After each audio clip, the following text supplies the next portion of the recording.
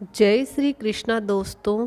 हमारी आज की कहानी है कर भला तो हो भला, जो कि कर्णिका जी के द्वारा लिखी गई है।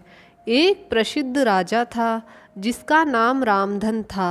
अपने नाम की ही तरह प्रजा सेवा ही उसका धर्म था। उनकी प्रजा भी उन्हें राजा राम की तरह ही पूजती थी। राजा रामधन सभी की निष्काम भाव से सहायता करते थे, फिर चाहे वो उनके राज्य की प्रजा हो या अन्य किसी राज्य की। उनकी ख्याति सर्वत्र फैली थी। उनके दानी स्वभाव और व्यवहार के गुणगान उसके शत्रु राजा तक करते थे। उन राजाओं में एक राजा था भीम सिंह, जिसे राजा रामधन की इस ख्याति से ईर्ष्या थी। उस ईर्ष्या के कारण उसने राजा रामधन को हराने की एक रणनीति बनाई और कुछ समय बाद रामधन के राज्य पर हमला कर दिया। भीम सिंह ने छल से युद्ध जीत लिया और रामधन को जंगल जाना पड़ा। इतना होने पर भी रामधन की लोकप्रियता में कोई कमी नहीं आई।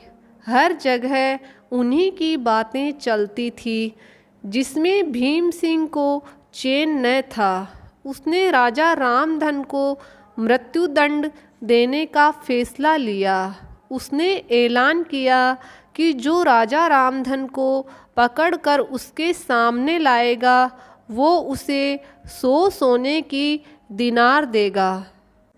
दूसरी तरफ राजा रामधन जंगलों में भटक रहे थे।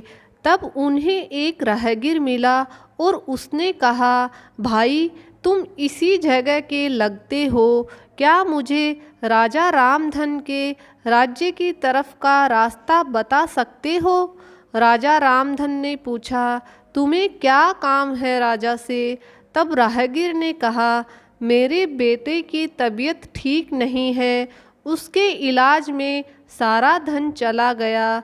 सुना है राजा रामधन सभी की मदद करते हैं, सोचा उन्हीं के पास जाकर याचना करूं।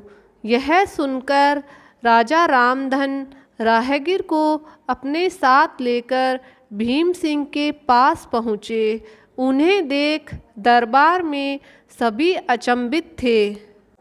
राजा रामधन ने कहा, हे राजन, आपने मुझे खोजने वाले को 100 दिनार देने का वादा किया था।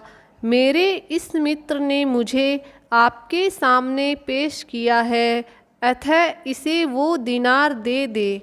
यह सुनकर राजा भीम सिंह को एहसास हुआ कि राजा रामधन सच में कितने महान और दानी हैं, और उसने अपनी गलती को स्वीकार किया।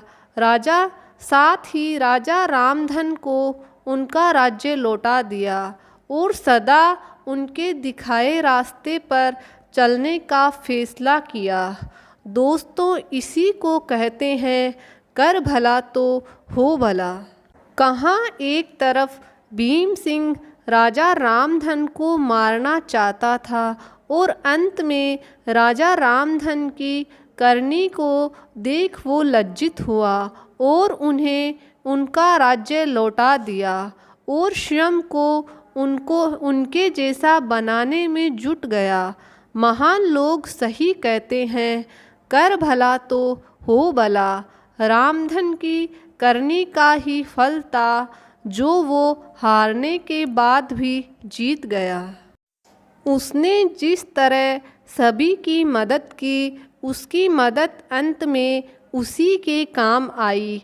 इसीलिए कहते हैं, मनुष्य को अपने कर्मों का ख्याल रखना चाहिए। अगर आप अच्छा करोगे तो अच्छा ही मिलेगा। माना कि कष्ट होता है, लेकिन अंत सदैव अच्छा होता है।